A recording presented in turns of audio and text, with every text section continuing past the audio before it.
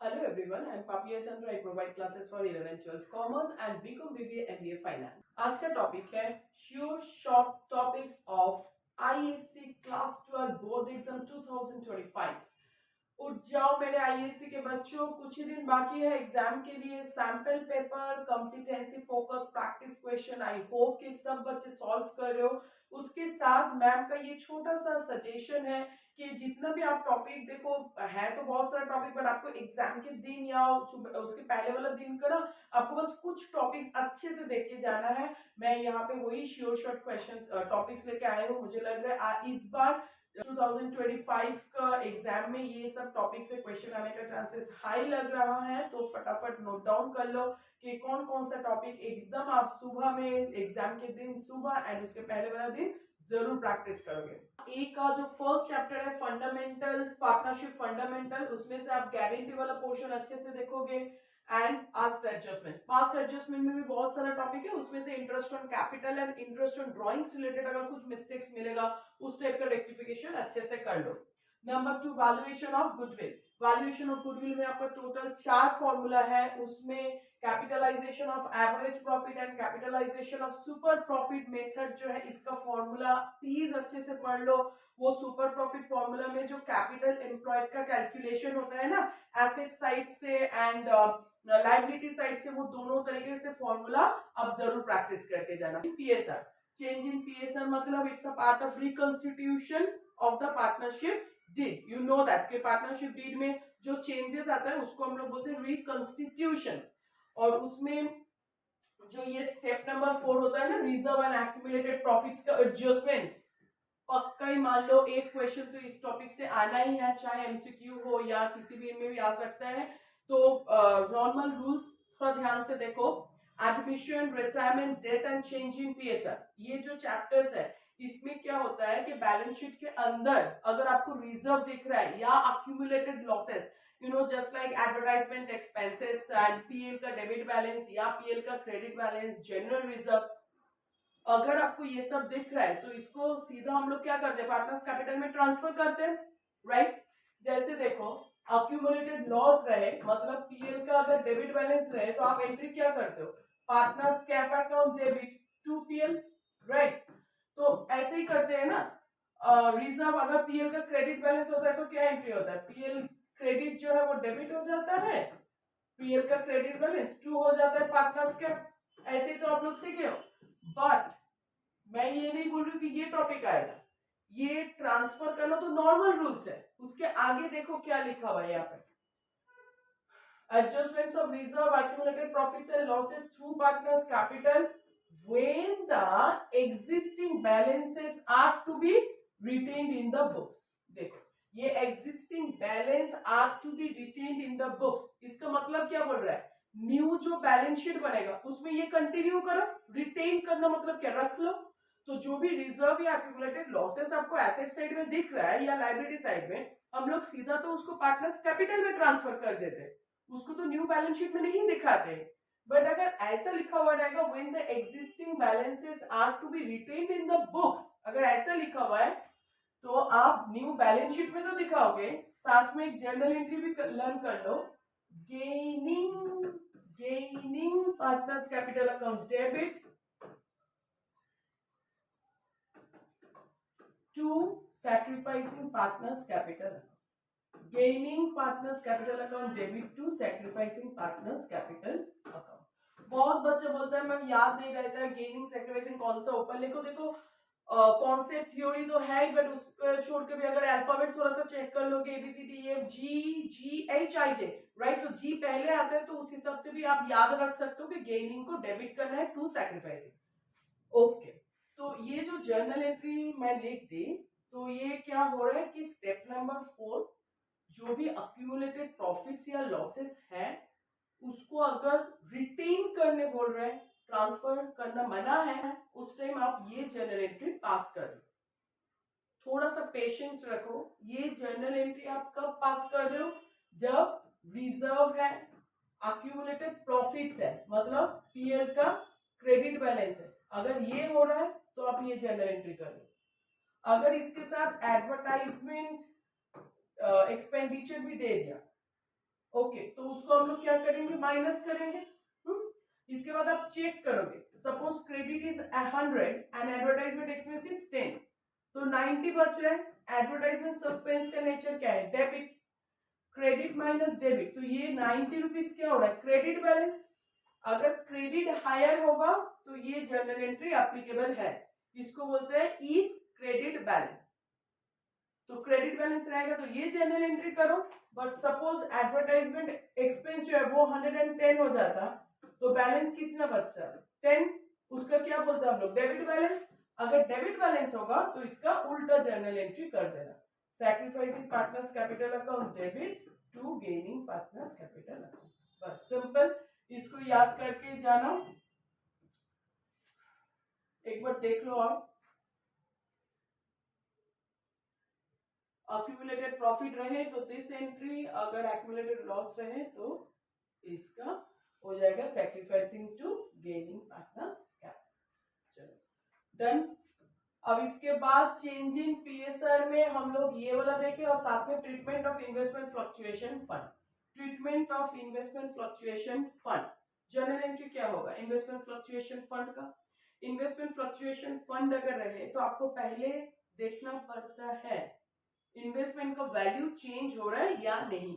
वो जो इन्वेस्टमेंट का मार्केट वैल्यू अगर रिड्यूस होगा तो आप फंड के साथ एडजस्ट करोगे, रिमेनिंग अमाउंट ऑफ फंड आप ट्रांसफर करोगे कैपिटल में। वो वाला टॉपिक आपको अच्छे से देखना है।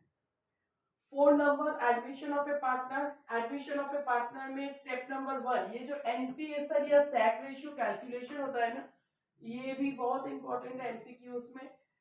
Step number 3, revolution of assets and liabilities. वो अनरिकॉर्डेड एसेट को अनरिकॉर्डेड लायबिलिटी लेके जा रहा है, इस टाइप का कुछ एडजस्टमेंट्स के साथ भी रिवॉल्यूशन आ सकता है। And step number 5 is adjustments of partners cap and hidden goodwill. मान लो वो गुडविल मिसिंग करके आपको न्यू पार्टनर्स का कैपिटल दे सकता है, और नहीं तो न्यू पार्टनर कितना गुडविल लेके आ रहा है वो देके न्यू पार्टनर्स का कैपिटल को मिसिंग कर सकता है, हाई चांसेस है इस पर। Next is retirement and death of A partner. Retirement and death का जो चैप्टर है उसमें हम लोग को क्या करना पड़ता है, एग्जीक्यूटर्स को पेमेंट करना पड़ता है, राइट। तो ये जो एग्जीक्यूटर को हम लोग पेमेंट करते हैं, इसके लिए हम लोग क्या करते हैं, इंटरेस्ट ड्यू करके पेमेंट करना। वो जो पार्ट है ना, सिर्फ एग्जीक्यूटर्स को पेमेंट करते वक्त आप इंटरेस्ट ड्यू करके पेमेंट करते हो। आई एम शोइंग यू, ये देखो, डेथ पार्टनर का एग्जीक्यूटर्स अकाउंट हो या रिटायरिंग पार्टनर्स, जब पेमेंट करते तो टू साइड में आता है, राइट। ये टू कैश, बैंक और कोई भी एसेट जैसे फर्नीचर ऐसा कुछ हो सकता है। बाई में क्या आता है मैम, अगर डिले पेमेंट हो रहा है, मतलब जिस दिन डेथ हो रहा है या जिस दिन रिटायर हो रहा है उसी वक्त अगर इमीडिएटली पेमेंट नहीं हो रहा है, तो हम लोग बाई में क्या करते हैं, पहले इंटरेस्ट ड्यू करते हैं। जब पेमेंट करेगा उतना दिन के लिए इंटरेस्ट क्या हो जाएगा, ड्यू। तो पहले इंटरेस्ट ड्यू करो एंड देन पेमेंट, फिर इंटरेस्ट ड्यू एंड पेमेंट। ये जो प्रोसीड्योर है उसको आप जरूर अच्छे से देखोगे। Next is dissolution of A partner. Dissolution में रेम्युनरेशन कैलकुलेशन तो हीरो ही है लग रहा है इस बार एकदम। रेम्युनरेशन पर्टिकुलर अलग से भी आ सकता है रेम्युनरेशन कैलकुलेशन के ऊपर। वो जो पार्ट है ना, पार्टनर्स बियर कर रहे हैं and paid by the firm और पेड बाय द पार्टनर, इस पोर्शन को अच्छे से देखना है। Preparation of realisation, full fledged देख सकते हो रियलाइजेशन का, साथ में ट्रीटमेंट अलग से जरूर पढ़ना, WCR का क्लियर जरूर देखना। जैसे वर्कमैन कंपेंसेशन रिजर्व के साथ क्लेम को एडजस्ट करके रियलाइजेशन में कितना पोर्शन जाएगा वो अच्छे से देखना। Journal entry for unrecorded asset taken over by unrecorded liability. Next is issue of shares. Issue of shares में कौन कौन सा पोर्शन बहुत इंपॉर्टेंट है, फॉरफीचर रीइश्यू है, उसके साथ प्रोरेटा का भी क्वेश्चन इंपॉर्टेंट है। थोड़ा सा मीनिंग ध्यान रखना, authorised, issued, ESOP and sweat equity shares. इसका मीनिंग एंड बैलेंस शीट में जो अपीयरेंस होता है ऑथोराइज्ड इशूड का, स्पेशली वो वाला पोर्शन देख लेना। इशू ऑफ डिबेंचर्स में तो कोलैटरल सिक्योरिटी बहुत बहुत बहुत इंपॉर्टेंट है। यू नो कोलैटरल सिक्योरिटी का मतलब क्या होता है कि जब बैंक से लोन लेते हैं कंपनी, मान लो वो मॉर्गेज में कुछ डिबेंचर्स दे दिया, ओके, तो कोलैटरल सिक्योरिटी के टाइम में जर्नल क्या होता है, bank account debit to bank loan, right. Next journal entry क्या होता है, डिबेंचर सस्पेंस टू डिबेंचर। ये दो जर्नल एंट्री तो आपको अच्छे से आता है, साथ में इसका बैलेंस शीट में कैसे शो करना पड़ता है that's you also know. Collateral security में याद क्या रखना पड़ता है कि जिस दिन वो इशू कर रहा है तब से बैंक लोन का इंटरेस्ट तो देना पड़ेगा, बट डिबेंचर्स के लिए कोई इंटरेस्ट पेमेंट करना नहीं पड़ता है। बाई चांस मान लो कंपनी फेल हो गया आप बैंक लोन रिपे करने में, जब वो फेल होगा तब से वो डिबेंचर का इंटरेस्ट देना स्टार्ट करेगा। ये वाला एक पार्ट बहुत ही अच्छे से याद रखोगे। Next is writing off discount और loss on issue of debentures. That's you know कि डिस्काउंट या लॉस इन दोनों का ही नेचर क्या होता है, डेबिट। अगर इसको राइट ऑफ करोगे तो ये दोनों आ जाएगा क्रेडिट में। किसके अगेंस्ट में मैम राइट ऑफ करें, तो सिक्योरिटीज प्रीमियम है आपके पास, स्टेटमेंट ऑफ पीएल है, कुछ नहीं रहे तो जनरल रिजर्व भी है। You can use this reserves for writing off discount और loss on issue of debentures. इसके साथ ही एक और पोर्शन डिबेंचर्स का है other than cash consideration. You know what is the meaning of other than cash consideration?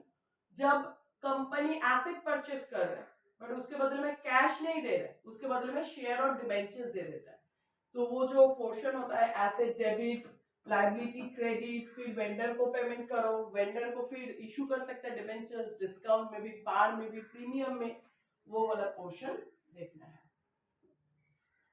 Last chapter आपका है मेजर हेड्स एंड सब हेड्स। कुछ मेजर हेड सब हेड जैसे प्रोविडेंट फंड, ये कौन सा मेजर हेड सब हेड्स में आता है, इस टाइप का कुछ देख लेना।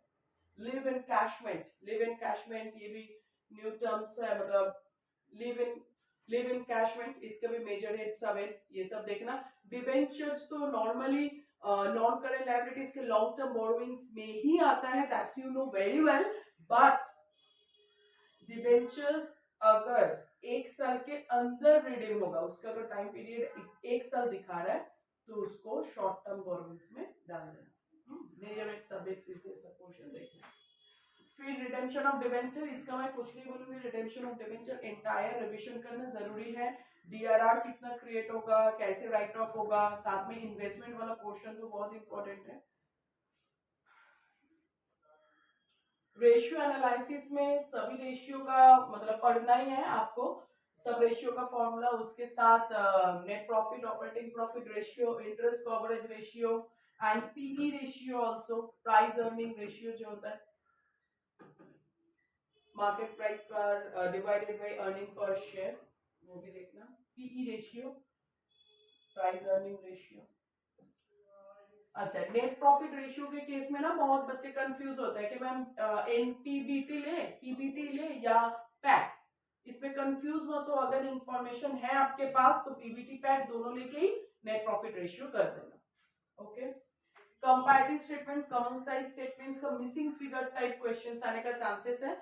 जैसे आपको पूरा टेबल बना के दे देगा, मान लीजिए शेयर कैपिटल का प्रीवियस ईयर का फिगर कुछ दिया, करेंट ईयर मिसिंग, फिर कुछ परसेंटेज दे दिया, आपको घुमा के करेंट ईयर निकालना पड़ेगा, इस टाइप का क्वेश्चन।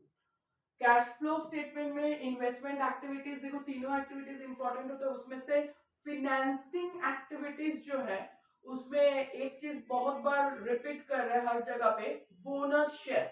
हाँ, कैश फ्लो फ्रॉम जो फिनेंसिंग एक्टिविटीज है, फिनेंसिंग एक्टिविटीज में बोनस थोड़ा ध्यान रखना कि बोनस के लिए नो कैश फ्लो होता है। हाँ, नो कैश फ्लो होता है, ना तो इनफ्लो ना आउटफ्लो, ये चीज याद रखिएगा फिनेंसिंग में। एंड इन्वेस्टिंग एक्टिविटीज में जो करना है वो है वो एसेट का ओपनिंग क्लोजिंग बैलेंस दिया हुआ, इस बार के सैंपल पेपर में भी सेम क्वेश्चन है, वो थोड़ा अच्छे से प्रैक्टिस करना। एक्यूमुलेटेड डेप्रिसिएशन, उसका भी ओपनिंग क्लोजिंग बैलेंस दिया हुआ है और ये बीच में कुछ एडजस्टमेंट दे देता है, आप पीस ऑफ मशीनरी कॉस्ट इतना और उसके अगेंस्ट में इतना डेप्रिसिएशन हुआ है, उसको बेचना, उस टाइप का इन्वेस्टमेंट एक्टिविटीज का सम्स जरूर प्रैक्टिस करना।